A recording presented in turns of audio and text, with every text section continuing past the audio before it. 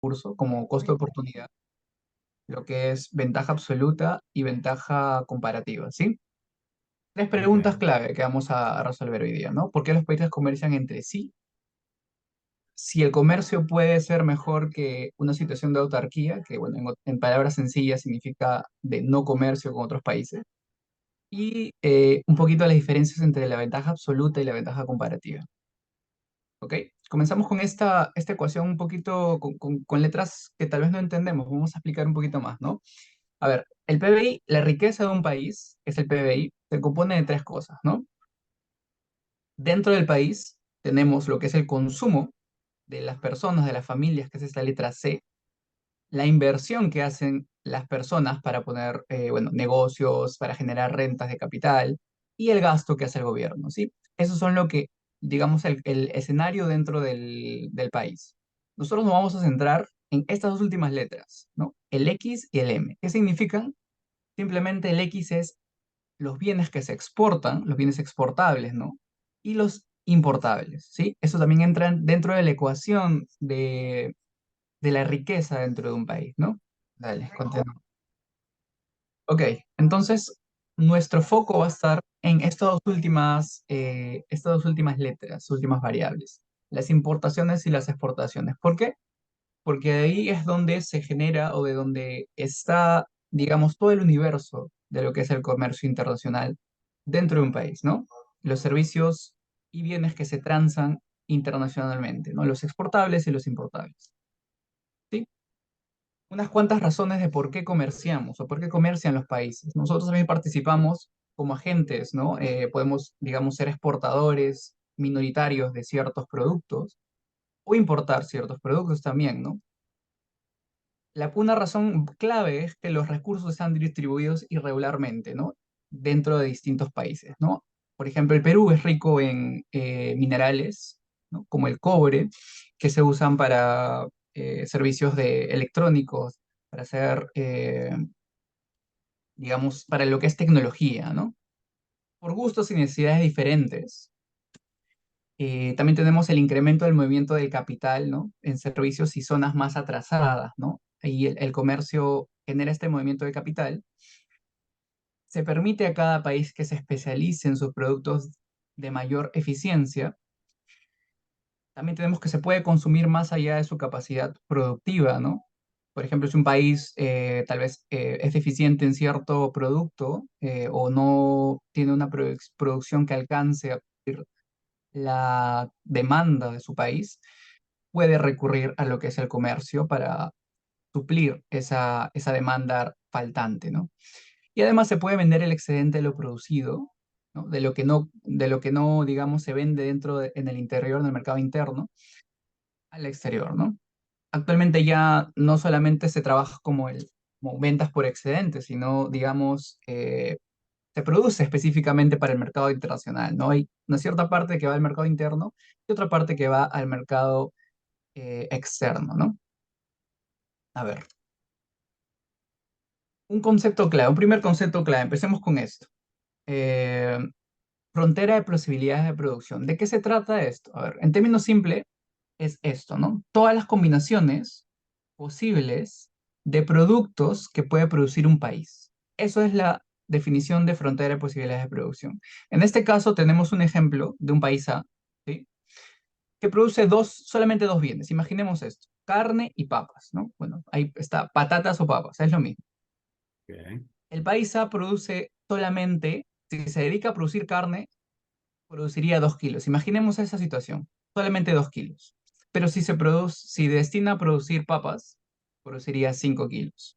¿Sí? Entonces, su frontera de posibilidades de producción se dibuja de esta manera, ¿sí? En un eje XY, donde en cada eje se encuentra un bien, ¿no? Carne en el eje Y, en el eje X papas, y digamos, una función lineal, ¿no? Bueno, una función lineal con pendiente negativa, ¿no?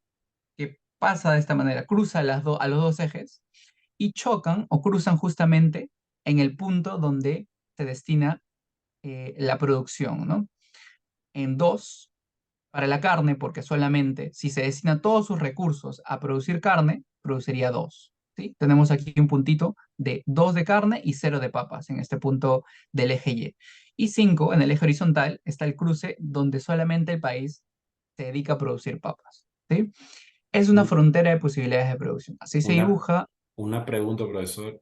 ¿Y por qué es necesario que la recta o la pendiente sea negativa?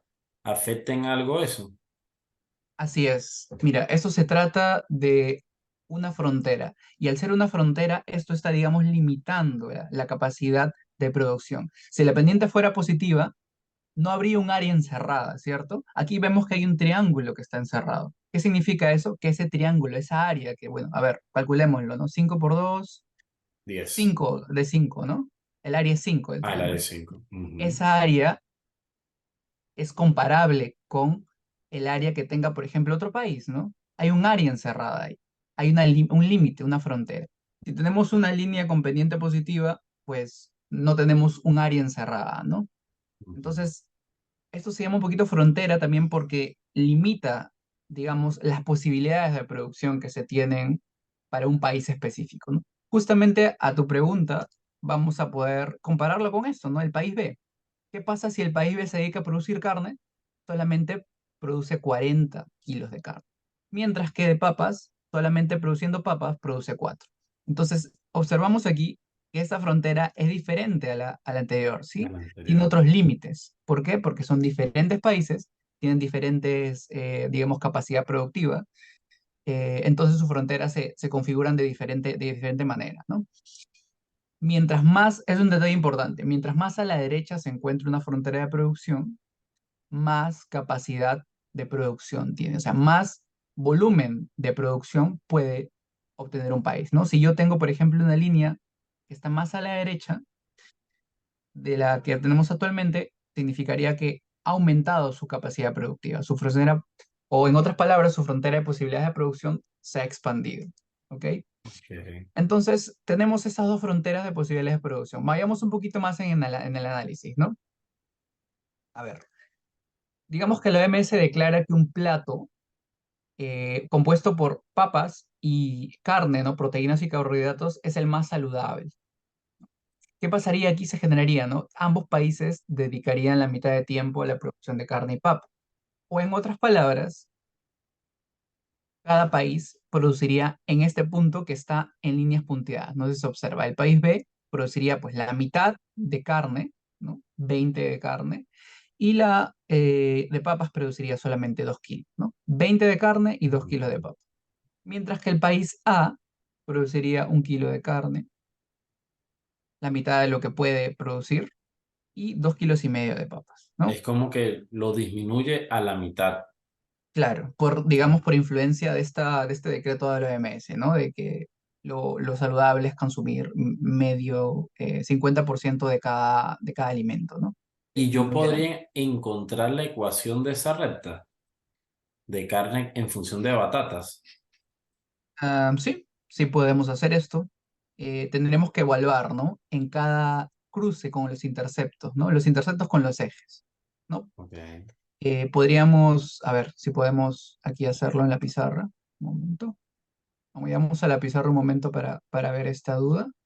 Excelente. ¿Sí? A ver, nosotros sabemos que la ecuación de la recta es variable independiente, variable dependiente, mejor dicho, eh, pendiente por x más un intercepto, ¿correcto? Listo. Correcto. Entonces, a partir de esto nosotros podemos formular nuestra ecuación. Tenemos que preguntarnos qué puntos hay en nuestra gráfica. Este punto 40, ¿a qué corresponde? A un punto donde el x o la abscisa es 0, ¿cierto? Y la Correcto. ordenada sería 40. Entonces sería el punto 0,40. ¿Sí? Pondremos aquí que tenemos este punto 0,40 Como que 40. pertenece a nuestra función lineal, ¿no? Como vemos una recta. Mm, Mientras que también está el punto 4,0. ¿Sí? 4 para el x, 0 para el y. ¿Correcto? Entonces tenemos el punto correcto. 4,0. Y es una manera de poder hacerlo. De ahí vamos a ver una manera para también obtener esta recta con la pendiente, ¿sí? Si es que no queda muy claro. Sí, entonces podemos reemplazar aquí estos dos puntos en digamos, este modelo de función lineal y obtener, digamos, con un sistema lo que es las variables o la ecuación completa de la red. Perfecto. ¿Sí? Esa es la idea. ¿Sí? Vayamos entonces otra vez al tema, esa duda. Listo. Bien, entonces produce 20 de carne, 2 kilos de papa. El país B y 1 kilo de carne y 2,5 kilos de papa. La producción mundial o la suma de las producciones de cada país, y supongamos que solamente hay estos dos países en el mundo, sería 21 y de 4 kilos de papa. 4,5 kilos de papa, de carne. ¿Sí? La gran pregunta es aquí, ¿cómo puede el comercio mejorar esta situación, no? A ver, vamos a verlo desde el enfoque de ventaja absoluta. Imaginemos que el país que tiene ventaja absoluta, lo cual significa de que el país que produce, digamos, mayor cantidad de papas o tiene mayor capacidad de producción de papas, es el que se dedica a producir ese bien. ¿Quién sería en este caso? Pues el país A, ¿no? El país A produce 5 y el país B produce 4, por lo tanto, el país A es el que tiene ventaja absoluta en la producción de papas porque tiene mayor capacidad si es que dedica todo su tiempo a este bien. Mientras que el de ventaja absoluta de carne, claramente con una gran ventaja, es el país B, ¿no? 40 versus 2. Ok, entonces Ok. imaginemos que el país A digamos, se dedica a producir papas y el país B carne. 5 de papas, 40 kilos de carne.